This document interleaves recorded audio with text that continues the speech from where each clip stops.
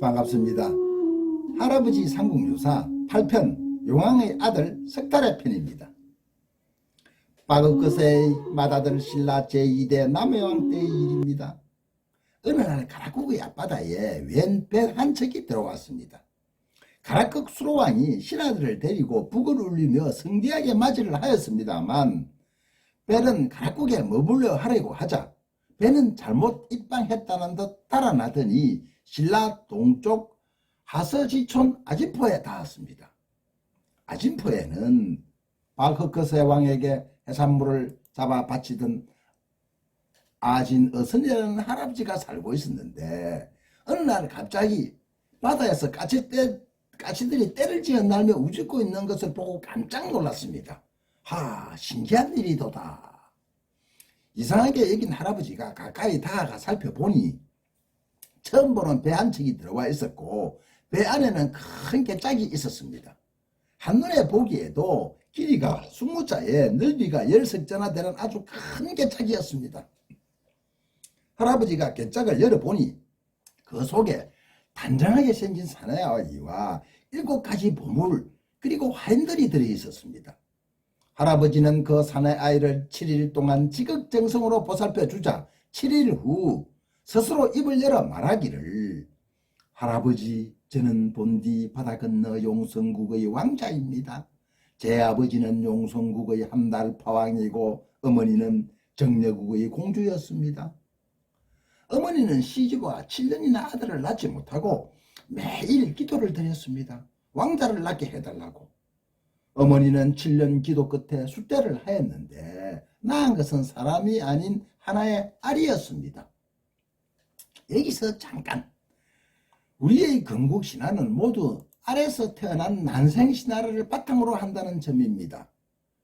당시 사람들은 태생이 아닌 난생은 태양을 상징한다고 믿었습니다. 난생은 태양, 하늘의 자손, 껍질을 깨고 난다는 것은 새로운 질서를 세우는 하늘의 천손이라는 의미한다는 것을 봤던 것입니다. 아버지 함달파왕은 계획한 일이라고 대신들과 상의한 후 큰 배짝에 아직 안에서 깨어나지 않은 저를 넣고 노비와 7가지 보배를 넣어 있는 다음 땅에 가서 나라를 세우라고 했습니다. 배가 용성국을 떠날 때부터 붉은 용 한 마리가 나타나 여기까지 배와 저를 호위했습니다 라고 하였습니다. 왕자는 말을 마치자 지팡이를 짚고 두 사람의 하인과 더불어 토암산에 올라가 돌집을 짓고 7일 동안 머물었습니다. 그런 뒤에 산을 내려와 서라벌 성안을 살펴 살만한 곳을 둘러보던 중 호공의 집이 눈에 들어왔습니다. 조선딸처럼 생긴 언덕지기가 좋은 호공의 집이 마음에 들었던지 왕자는 깨를 냈습니다. 그날 밤 왕자는 하인을 시켜 호공의 집 담벼락에 남몰래 숫돌과 숯을 묻게 하고 이튿날 아침 관가에 가 그 집은 자신의 할아버지가 대대로 살았던 집인데 자신이 잠시 집을 비운 사이 호공이 들어와 차지한 것이라고 송사를 제시했습니다. 전부터 호공이 그 집에 살았다는 것을 잘 아는 사또는 왕자에게 물었습니다. 무슨 근거로 그 집이 내 집이라고 하는고? 왕자는 숫돌과 숯을 증거물로 제시하며 그 집을 차지하게 되고 그 소문이 나자 남해왕은 탈해가 슬기롭고 출중함을 알고 막공주를 시집 보내어 사이로 삼았습니다. 그 막공주가 안이 부인입니다. 탈해의 비범함을 전하는 이야기는 또 있습니다. 탈해가 토암산에 올라 목이 말라 시종 백이에게 물을 떠오라고 했습니다. 백이가 목이 말라 오던 길에 몰래 먼저 물을 한 모금 마셨습니다. 불로 만든 잔이 백이의 입에 붙어 떨어지지 않았다고 합니다. 백이가 잘못을 시인하고 다시는 먼저 물을 마시지 않겠다고 맹세하자 잔이 입에서 떨어졌다고 합니다. 그 이후 사람들은 탈해를 두려워하며 감히 속이지 않았습니다. 토암산에 있는 요내정이 바로 그 운물입니다. 남해왕이 승하자 왕의 아들 노래는 지략이 뛰어난 내부 탈해에게 왕위를 넘겨주라고 했습니다.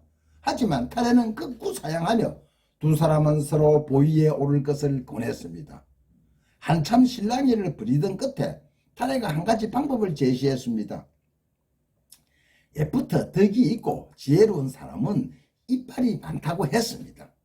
그러니 우리 중 이가 많은 사람이 보위에 오르는 게 어떻겠소이까?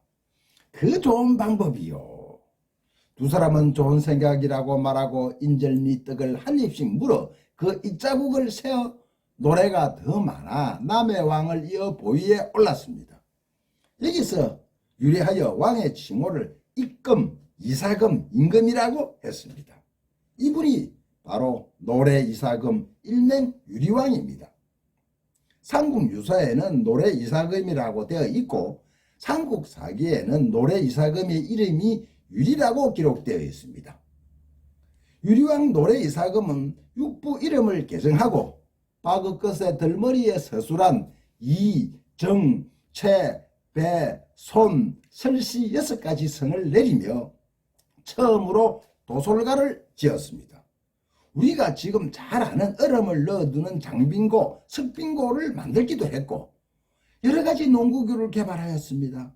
우리 민족의 명절인 한가위 추석의 풍습이 생긴 것도 유리 이사금 때부터입니다. 유리 이사금 5년, 서기 28년입니다. 한겨울 유리 이사금이 나라를 둘러보다가 한 할머니가 추위와 굶주림에 죽어가고 있는 것을 보고는 안타까워하며 옷을 벗어 덮어주고 밥을 먹은 뒤에 관리들에게 명해 나라 곳곳에 호라비, 과부, 고아, 부양가족이 없는 노인과 병든 사람들을 돌보는 복지정책을 펼치자 신라가 살기가 좋다는 소문이 주변 나라까지 퍼져 사람들이 신라로 몰려왔으며 이들이 도솔가라는 노래를 지어 불렀다고 합니다.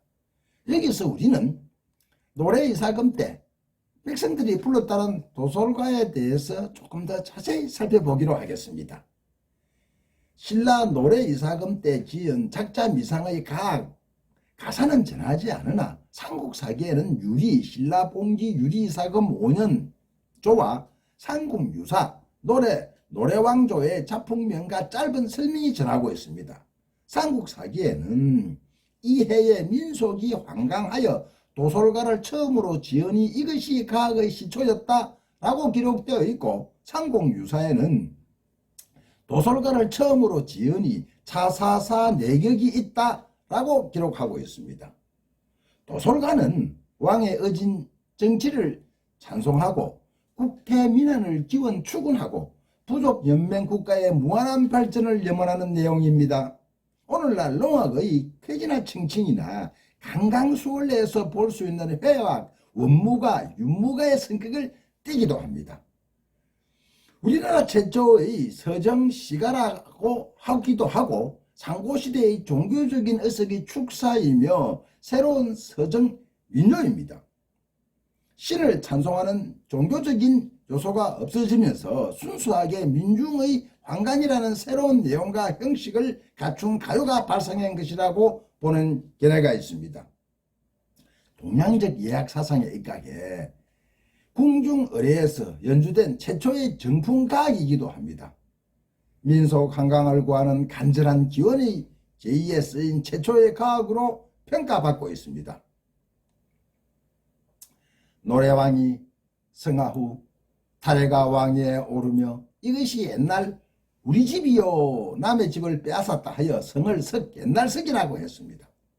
타례왕이 23년 동안 나라를 다스리다 성하하자 석탈의 두개골이 둘레가 석자 두치이고 몸 뼈의 길이가 9자 7치였습니다. 가히 천하에 적수가 없었다고 합니다. 석탈의 뼈를 부수어 섞어 실제 크기의 토를